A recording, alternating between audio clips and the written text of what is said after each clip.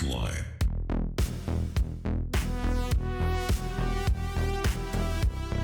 One of the things I'd love to talk about today is around just the way that you can personalize the user experience and personalize the chatbot experience based on informing that. This is terrifying, Trent, terrifying. The baseline is designed to create an emotional response. I've seen things you won't believe. More human than human. Make you question everything.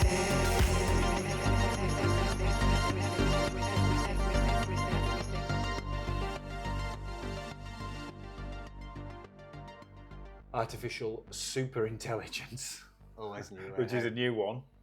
And there's so much activity and development. OpenAI are just driving marketing messages all the time. And it feels to me like that they're trying to present this idea that they're unlocking new technologies every day, every week, every month, and it's driving towards these human-like agentic systems that are built upon generative AI.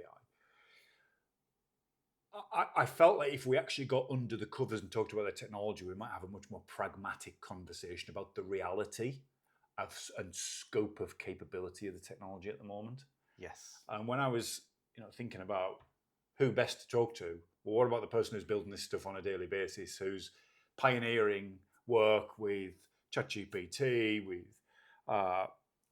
with some of the Google Gemini technology, with Watson X, integrating it into public cloud, some of the more traditional technology foundations. So who better to speak than you? Thank you for having me on. And Iggy the Pug, who is our AI pug. We'll do API. He may do a cameo. Artificial absolutely. pug intelligence. We definitely need him on. As soon as I saw him, I didn't like him. And then over a period of about 20 minutes, I decided I actually wanted to take him home. Pugs are like that. You fall in love with them. So how have you got into AI? Sure. Look, I've done IT data my whole working career, basically, since I first touched the computer. But I've gotten into AI recently because in my current job, I need to just build lots of quick demos and do bits of documentation. It's just been the best time saver of all the new technologies I've played with recently. So I've been using it basically since it came out, and those kind of things have been the biggest wins I've had for building new use cases, technology on top of with my programming languages. When you say you're building demos at the moment, are we still in that era of demos, or do people just show software? Yeah, well, at the moment, my company I work for, Snowplow, we are capturing user behavior into a warehouse, and we'll get into AI on top of that because it's really fascinating. At Snowplow? Yes. Tell me a little bit about Snowplow as well. So Snowplow, in a nutshell, is focused on behavioral data. We're capturing information on what pages you're viewing on web and mobile, bringing that into a data warehouse so that your user behavior can inform originally analytics use cases around like how long did somebody spend on a page, what was their user journey like, but now personalization is key. So one of the things I'd love to talk about today is around just the way that you can personalize the user experience and personalize the chatbot experience based on informing that. This is terrifying, Trent, terrifying. I remember the days where families, communities would consume legacy media, a single channel, a very tightly defined aperture on the world in line with that media channel. Sure. Now we're moving into a world where every person is consuming a customized set of algorithmically deployed content, shaping their worldview. I have huge concerns about this. Sure. Yeah. Well, we see with TikTok, those and Facebook, those platforms can be taking things a bit too far where they have all of that data.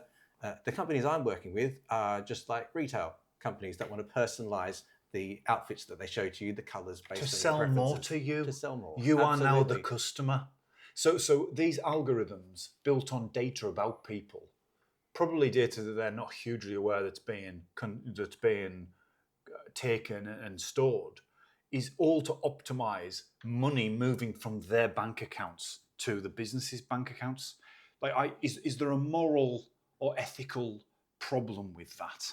Yes, and I would draw the line in between, like showing me a clothing that is tailored to my personal taste, comparing that to shaping my worldview or changing my the way I politically align myself based on this kind of extremist content.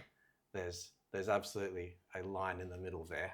So if it can do it with clothing, can it do it with thoughts? Can it do it with values and morals? Can you customize content to the extent where someone's worldview and values fundamentally change? I believe so. I believe we're seeing that with the investment in these kind of platforms, and I think that's why governments around the world are being very, very cautious.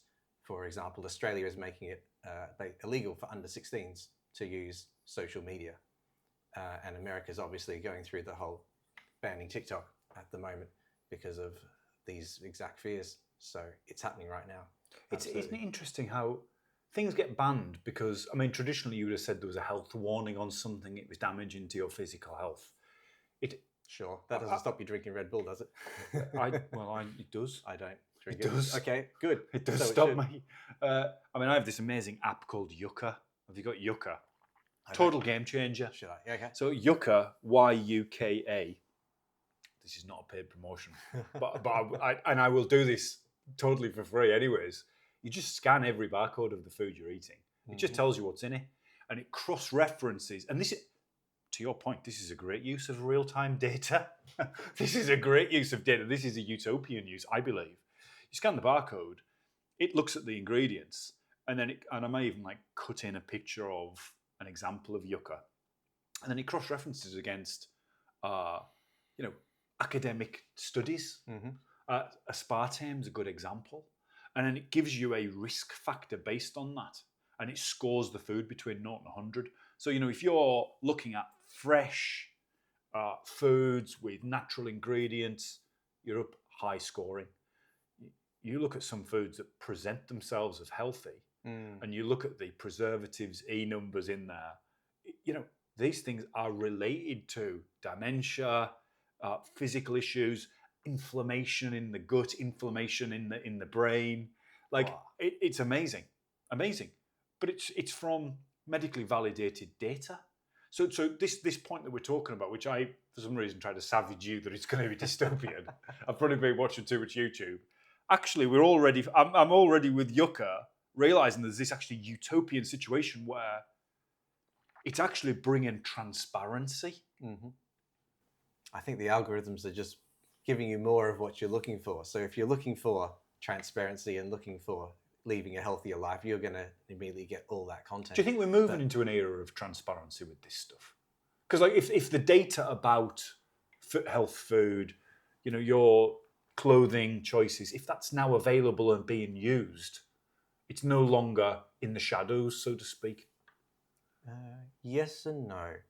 Yes, there's a lot more transparency coming through with it's easier to access this information. It's easier to have your LLM look over a million articles and pick you the most relevant content for you. Absolutely. What we're also seeing is it's getting harder to get access to that data because everyone has now realized data has value. And so you'll see, I've seen a lot more like authentication barriers to getting in, a lot more barriers to just getting access to particular data. Good example was Stack Overflow. ChatGPT read all of their insights and then was able to basically remove the need for that website because you could get your answer better and faster. Now it's a lot more limiting for someone to get access to all of that data to do that kind of learning and scanning. If data has essentially been growing at a rate since the internet, if you like, AI wouldn't exist without the internet. AI couldn't exist without the internet because of that data set. Yes, it's heavily determined on having a good quality data set in order to give you good insights. Crap in is crap out. So as companies far like as all concerned. Snowplow and what you're doing, how do you validate that information going into it? That's a great question. So we've been focused on data quality from day one. So in your data warehouse, which is where you're storing all of your terabytes of information, you'll have your transactions of what's been going on, but then you'll also need behavior to also work alongside that. And so where you're sending events from your web browser and mobile app of user behavior through, we're putting that through a validation and enrichment process so that it all has a predefined output in the table in the warehouse when that data is then modeled, scanned, and used by analytics like visualization tools, as well as now LLMs and other AI kind of deterministic, probabilistic models. There's some quite big words in there, Trenty. Let's break it down a little bit. So let me start. So what you've talked about there is a way of, just talk through how a business today uses data to fuel some form of AI function. Sure. So first of all, you need the data. Get it all into one place. And so a data warehouse is the tool of choice at the moment for this kind of structured and semi-structured data. Databricks is a great example of one that I'm using day to day for handling really large volumes. And so that's like your store where everything lives. To get data in there, you'll be using either ETL or you'll be having little applications which are writing that data in. And is that real-time Often data? it is. So in terms of person in the street, person in their car, they're generating information that's going into a data warehouse all the time. Absolutely. Some of it will be small batches, but real time is where a lot of the use cases are now. Anything that you've given consent for on here Yes. is probably feeding a data warehouse right now. In real time. Absolutely. For example, you've given your consent to Apple to say, I want to improve the Apple apps. With that consent, they can be feeding in real time. So currently, so everybody understands, that device, and probably this device, probably that Amazon Alexa, and that Nintendo, and all of these devices are sending information to a big storage system warehouse somewhere where all that data is being tagged and indexed about what's happening in this apartment at the moment. It could absolutely well do. Okay. I mean, the big ones typically is your website and mobile app where you're actually generating the most valuable data. Because on a website, by doing, let's say I'm an e-commerce website, looking at clothing, you will be informing me through your searches and filters around what's interesting to you. What are you actually looking for right now? And so that is far more interesting than what's the temperature in my flat. It can also inform different things, but this is, I guess, a lot more. But all that data is going into a warehouse. Yeah, absolutely. What happens Each when company it's there? will have a warehouse. And when the data's there, you'll have your raw data set.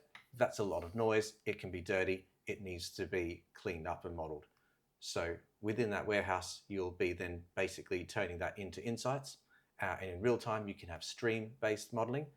In real time, taking maybe the last hour of data and summarizing that into information on what's trending right now over the last hour in clothing or media articles. And then that is then passed on to dashboards. So say if you take the last hour of my life driving into London, yes, snow everywhere, yes. Phone has got locational information. Yes. Is it listening to what music I'm listening to? Probably through Spotify, maybe. Spotify will know what you're listening to, absolutely. The photographs I've taken on it, have they been synced up with Apple iCloud? Can it see the things that I'm seeing? Will it see the picture of the snow? Will those images be in a warehouse? Is everything on that phone feeding that warehouse about me? Warehouse would ideally have more of the metadata rather than the photos itself, just based on the size. But it could say something like an image of a car covered in snow. Absolutely. Okay. The LLMs that I see being built these days are building that metadata. So you take a photo of driving in snow and it will tag that image with the time. Driving snow has been detected in that image. Got it. And So someone somewhere, some system, some warehouse contains a pretty accurate narrative of my last hour of living through whatever various devices that I have within my domain or have used to transact, maybe a petrol transaction, a financial transaction. Like there's a pretty this is where good image. data ownership and data value comes really important, because you're talking about putting all of these fairly distinct things together in one place and deriving value. Everybody wants to be able to do that because you can obviously offer better services, earn money. However, only like Apple, Google, and Facebook actually have those distinct points of data that you've just been talking about. It's terrifying. Terrifying when it's terrifying. You consider what everyone can get to. Exactly. But let's assume that it's legal and compliant, that we have this very accurate view of my last hour based on all my digital transactions. What happens then? Like, where's the AI? Where's the learning? Where's the machine learning on that data? What happens once that data's been stored and indexed? Stored, indexed. Well, you'll have your AI models written using you'll have many different models. You can have lots of little ones running on top of this warehouse. I write mine in Python, and sometimes I'm using SQL just to query and aggregate data first.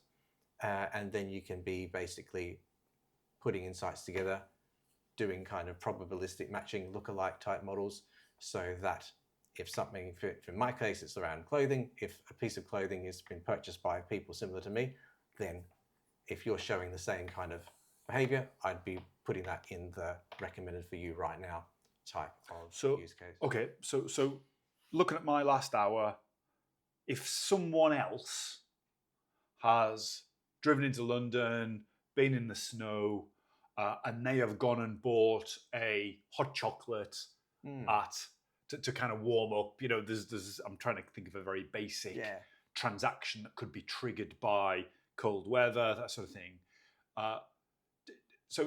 And it can match my behavior to someone else's. How does it then try and convince me to buy a hot chocolate? Well, you'll see the ads start popping up everywhere. So advertise only on the phone or on the laptop or everywhere? Well, it's everywhere these days. All of the ad platforms give you the opportunity to do this targeting and retargeting. And so with just all these kind of different attributes, you can be passing them in to the ad platforms and saying, I've identified Ian, this is his device ID, email, phone number, that kind of information that I've already got because you've shopped with me once, or you've signed up or something. And now that I've learned a couple of other things, let's say your clothing preferences, I can now tailor the email. And the most recent work I've been doing is my team's built basically a personalized email service that will use GPT to write the email based on the kind of things we've learned about you. Maybe your age bracket. So this is the Gen AI part. So the Gen AI comes in finally at the end. Yeah, no, I'd love to. Because the personalized outreach is so key. Got it. So okay. I mean, Steve Jobs said people don't know what they want, so he was going to give it to them. Well, I feel like we're reaching this ultimate pinnacle of people being presented products that they didn't even know they wanted, but algorithms believe they would buy based on matching data from their life to other people's lives who have bought that product. We see that a lot these days with social selling. So with TikTok, you'll align yourself to someone you perceive as similar to you. And then when they're selling something and telling you how great it's made their life, then that's really compelling compared to just seeing an image ad on the internet without any of that emotional investment that you've already made. What's your take on the ethics of this? What guardrails or what ethical considerations need to be positioned, and how is that controlled? Good question. There's definitely, first of all, a requirement to just have all of this really well monitored. What are the different things people are building up? And I would love to see a lot more transparency in how like the TikTok, Facebook algorithms work, which are really driving a lot of these, the latest ones. And then I think a lot of the ethical work has to come maybe government side, so that you've got, I guess, this oversight. You've got someone who's really holding people to account on what's being built out with these use cases. Ultimately, I'm really excited. I really want to see a lot of capabilities in this space, but yeah, oversight I think is important. Since 2000 and kind of that whole COVID lockdown period, I think it drove people to their phones. Yes, even more so. Sorry? Yes, even more so than Much before. more We were so. already Yeah. already addicted, but And now then, more. and the generative AI, GPT technology emerged 2019, 2018. And then as people were driven to consume everything through the digital window, certainly in the last 4 years, this type of technology, data gathering, warehousing, indexing, analytics to commercial prescription, political persuasion, medical, health, seems to be growing very rapidly. Mm-hmm. Would you say that's a good thing or a bad thing? It's a good thing. It's helping us get so much more information, value, access to that without a lot of the pre-understanding you need to. I think it's really important to be able to, build better trust in the data. I still see GPT getting things wrong when I am an expert in the subject matter.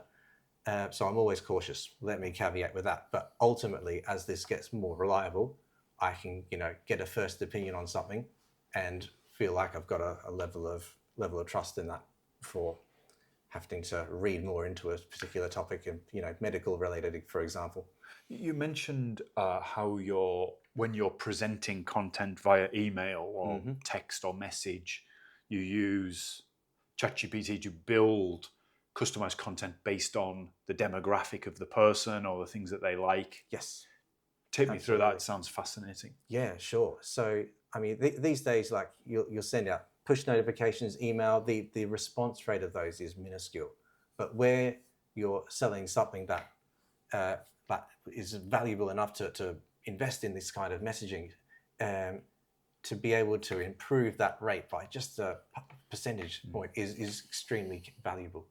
So what we're looking at right now is basically, with more understanding of you as an individual, feeding that information to personalize it.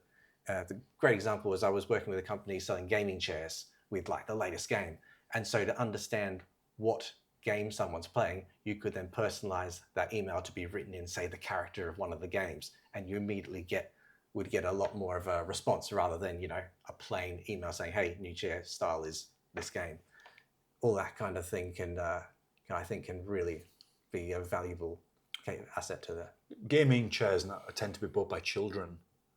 Are you using customized emails or content to target children with gaming? No. With gaming identities. We typically don't store age but this is I do not work for this company. I'm just working on it. It sounds like fascinating technology. Age is typically not involved in that. And in fact, what it does remind me of is, in fact, where we have working with minors. So some of the TV, Netflix type companies I work with, if someone is identified by their account as a child, we'll immediately turn off all tracking because we don't want to play in that kind of game. And coming back to the ethics, governments already are very focused on what Can you tracking. switch all this off? Like, so that gaming one, for example, it's novel and I like the idea, but it's that highly customized where you're really focusing in on that individual. Mm-hmm. I mean, it's quite a heavy psychological pressure that you could put on somebody. If that's the way you feel, then absolutely, everything has to be done with consent. So there are a lot of ways you can basically automatically say no to all of these things. first of all, like the iPhone has got great privacy protection, and if you just say no to all of the tracking, it's pretty. Is iPhone better than Android? Absolutely. Is it? It's privacy first. Similar, don't use Google's Chrome browser. That's still very open for advertisers to track you on. I use a browser called Brave when I want to keep my privacy, and that comes with inbuilt all of the different kind of automatic no on cookies, block all tracking, even if it's trying to run without your consent. Apple would just charge 95 million in some sort of privacy issue where they were taking Siri data and using it. I didn't get the detail of it, but they just paid out 100 million in some sort of fine. Maybe I'll just bring that up and have a little look. But so you, Sure. so you But think we're seeing this all around the world. Google and Apple and Meta are the most, especially with the European government focusing on really cramping down on their. So what one day ago, ubiquitous tracking. Apple agreed to pay 95 million fine to settle claims that its Siri voice system recorded users' private conversations and used them for targeted ads. Oof, that's not a lot of money compared to what they probably learned from it. And then there's another one. Apple fined €8 million in French privacy case. The regulator found that US giant did not obtain the consent of French iPhone users on OS 14.6. So if you run an iOS 14.6, you probably need to upgrade. Before writing identifiers using for advertising purposes. So Apple, I have always trusted in the Apple technology as private, and it does actually say that on iOS 15, Apple does collect consent in line with law. So there have been, it feels like as new technology comes in, there's pioneering phases, probably where they stick stuff out there, and then retrospectively, at least the regulators are catching up with these things. It gives me comfort to know that. It takes a while, but yeah, they do catch them, and it's good to know they do get a prosecuted case happening after a bit. You have a background in InfoSec, information security. So you're bringing like quite an ethical, security conscious data security brain to this. Does that shape some of the decisions you make? Would you ever say no to a customer if they wanted to do something that you didn't agree with? Absolutely. One example is in the gambling space, where you're really using what you learn to hyper target people who have got problem gambling, and that's a ground where I feel cautious in treading, because you can very quickly go from having fun to actually someone with a real addiction problem. They could be too easily encouraged to just spend their entire paycheck. I'm more interested in using behavior to identify signs of problem gamblers and just putting a block in or notifying the problem gambling government body, basically finding ways to prevent them from taking a fun thing too far.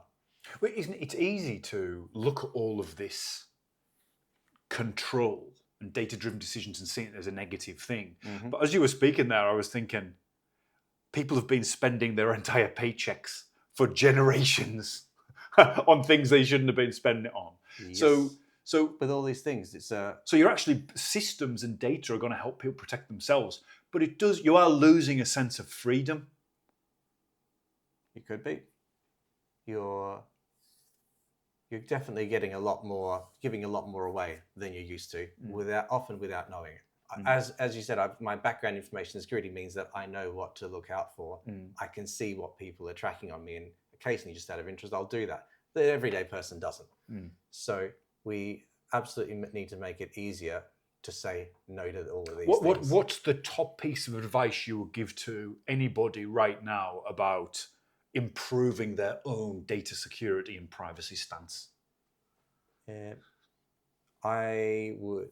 number one thing you can do is, I would say, just go do a review of all the things you have consented to, and just decide, is that really what I want to do?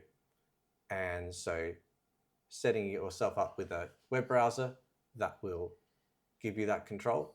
Don't use for example, Chrome's a bit too open in my opinion, and also just going through once every now and then and seeing what have I got opened up consent to, what are all these cookies, giving them a complete clear is a good thing if you're that kind of person that feels uneasy, like you sort of hinted to before, around these companies just having almost permanent access to what you've been doing. Are there any AI tools to help with privacy management and control? It feels like a perfect space for a machine learning or generative AI tool to support people's assessment of their history of privacy and consent, and then rationalize it to how they want to live their life now. Funnily enough, when you sent me a link on Google Drive, when I logged onto my Google Drive, there were pictures on there from like 7-8 years ago. I was like, whoa, I couldn't even delete them. For some reason, it wouldn't let me delete them, which was quite strange. Oh. But seeing that legacy existence on these cloud platforms and data histories, it was slightly unsettling, I found. Oh, right. It seems like an opportunity for AI to support people. Absolutely. I mean, you can be using today's like just GPT and AI just to be asking, how do I make my life more secure? How do I make my life more privacy focused? It will come down to you like saying, oh, I'm using this Mac here. How do I configure that to, review my privacy settings, reject all of the kind of automatic tracking that they typically let you turn on with one click when you set it up 5 years ago. So going through that kind of process is a very healthy thing to do, that a GPT LLM will basically walk you through step by step in your own kind of language. So in terms of your day-to-day, what AI tools do you use? What are the ones where you're getting huge value from? Sure. I'm constantly flicking through the different ones just to try them all out. So at the moment, I'm using ChatGPT. I've been very much using Claude.ai to be just doing my general day-to-day documentation, bit of some coding things, and just general Q&A. I've also been using a tool called Codeium, which is integrated into Visual Studio Code, and that gives me autocomplete and helps me write my code faster and fix up bugs. How much faster? Give me an idea. I mean, I don't write code. Yeah. But in terms of, we were working together back in 2017, classic VC-backed startup, heavily weighted to investing in engineering, Q&A, documentation. I believe the equivalent level of engineering productivity today is like 10% of the headcount, augmented with tooling. I don't know what's your day-to-day feeling on your level of productivity gain. In some things, it definitely would reflect what you've just said there. Like some things have made me 10x faster. Simple things like doing a SQL query, doing some kind of finicky regular expression. These kind of things I don't do very much very often. So I would have to every time go into some documentation and learn. But you can spit that out. I can test it and it works. Or I do some little tweaks. That kind of thing's been brilliant. For documentation writing, I let it do like the first draft, and I'll do a couple of extra prompts, but then I still take it and write it in something that I feel is more my language, my prose, that I feel comfortable with. So not as much of a productivity gain there, but overall, amazing, absolutely. So you kind of see it as lots of tools that are supporting each function. There isn't like a mega AI. I don't think there ever will be, but I think we'll always have sort of like some specialist AI tooling.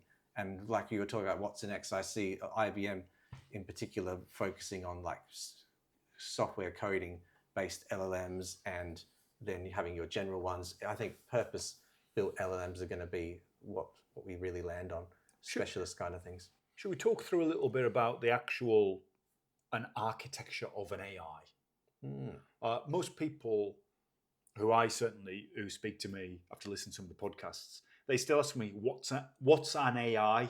And I think that's a really interesting question. What's an AI? They think an AI is a thing.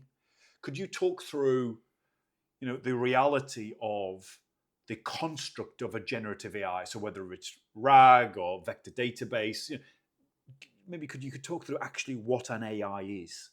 Sure. I mean, an AI really, if we put it in the simplest terms, is basically picking the next word to go along in a sentence or something like that.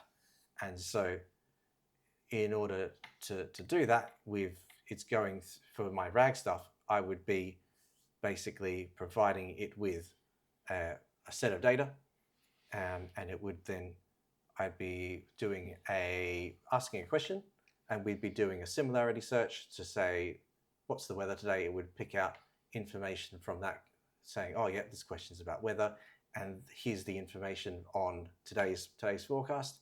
And then we feed the LLM with, here's today's forecast. Trent asked the question, what's the weather today? And then the LLM basically, based on all of this contextual information, this week's weather, let's say, the question from Trent and his previous couple of questions, all of that goes to the LLM, and its job is to basically pick the next word to walk through the sentence, basically. That's, in the very simplest of terms, with missing a lot of other things, how a lot of this is working. And that's how my RAG applications were basically putting things together.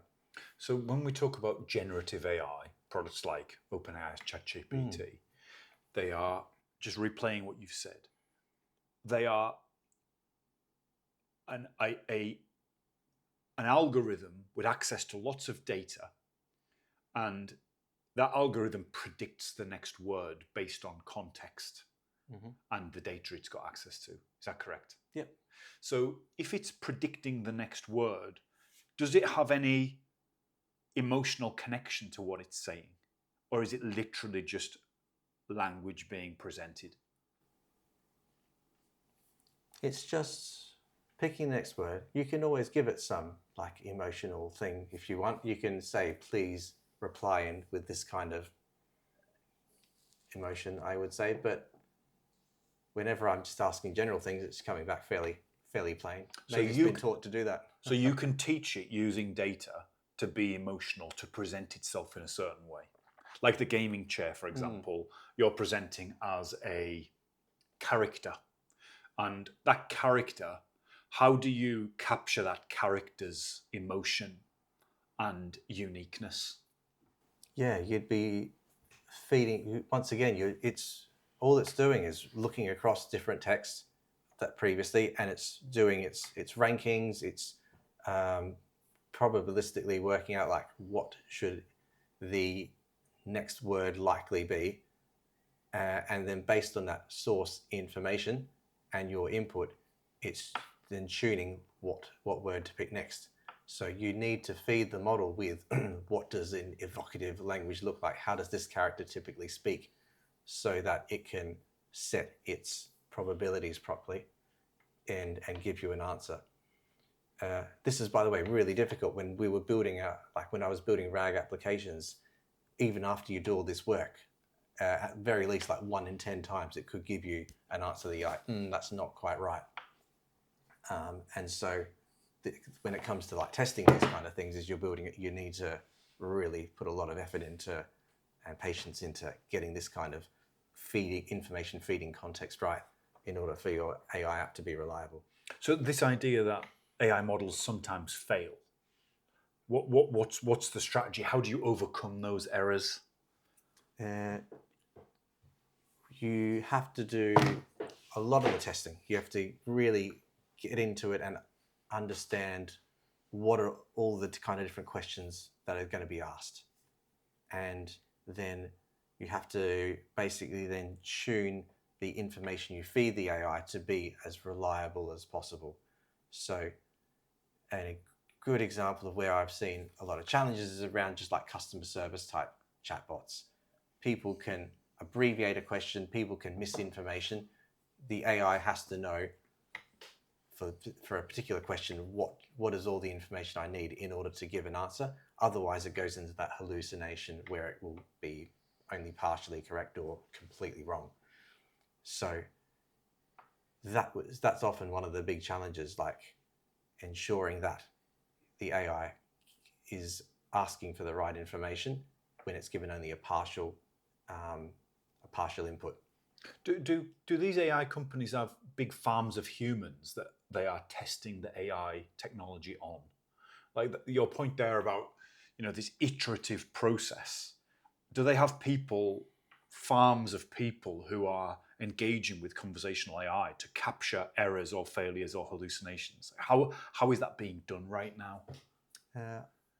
I've not done this personally, but I've seen articles where it's farms of people, but they're not asking the question, they're reviewing the question and the response to see did it answer very well, yes or no. And also a lot of people now employed in like data cleaning to get your source data that the LLM is reviewing actually looking right.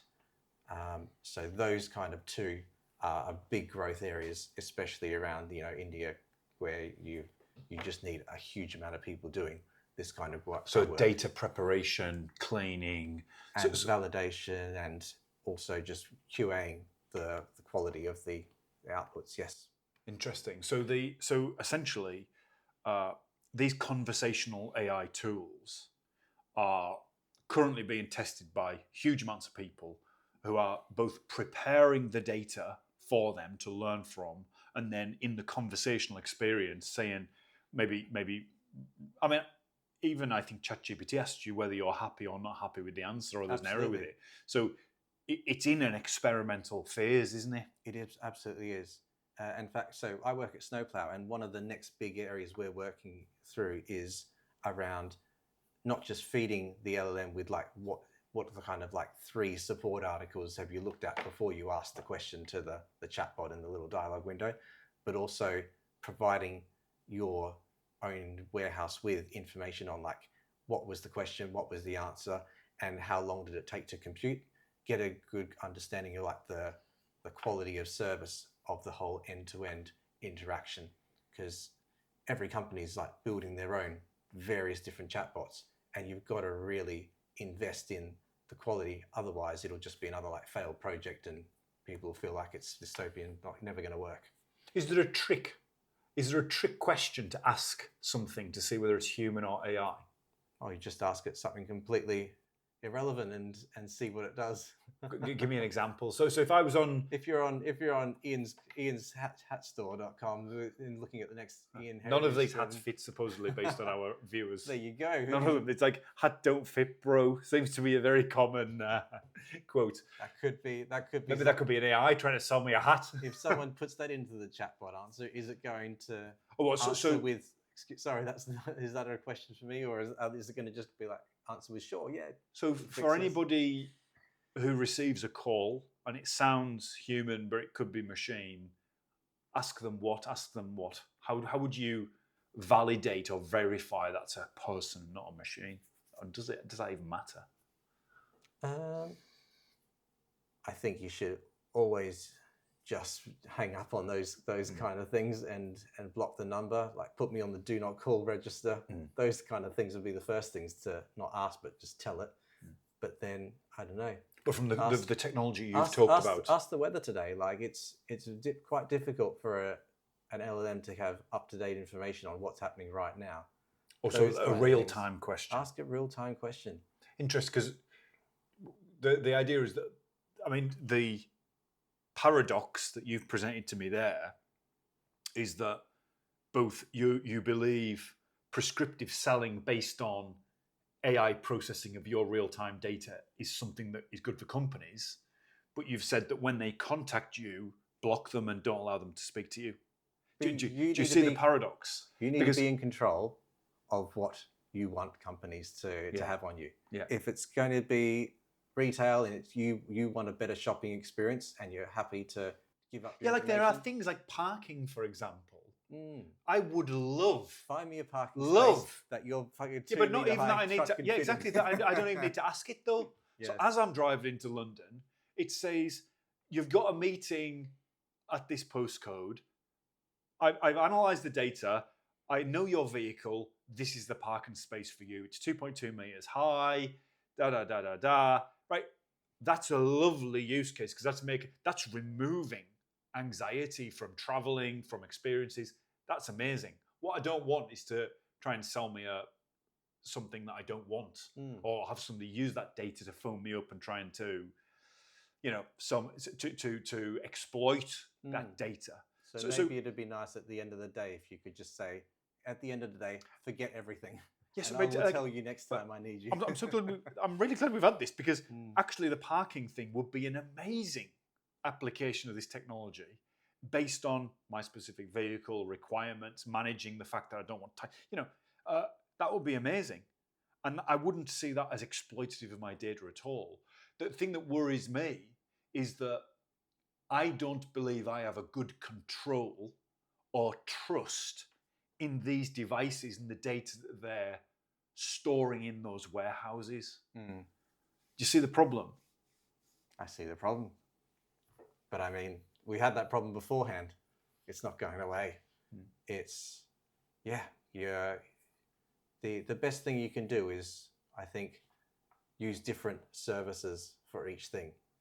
So there's no one database that holds everything on you.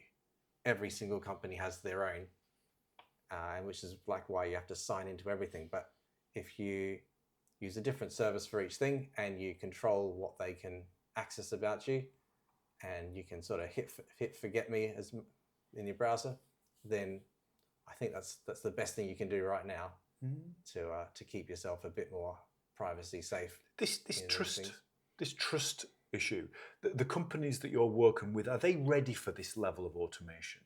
Do you believe? Because I that level of automatic engagement with the client, driven by data in real time. In some ways, you're unleashing this machine that you're not transactionally controlling.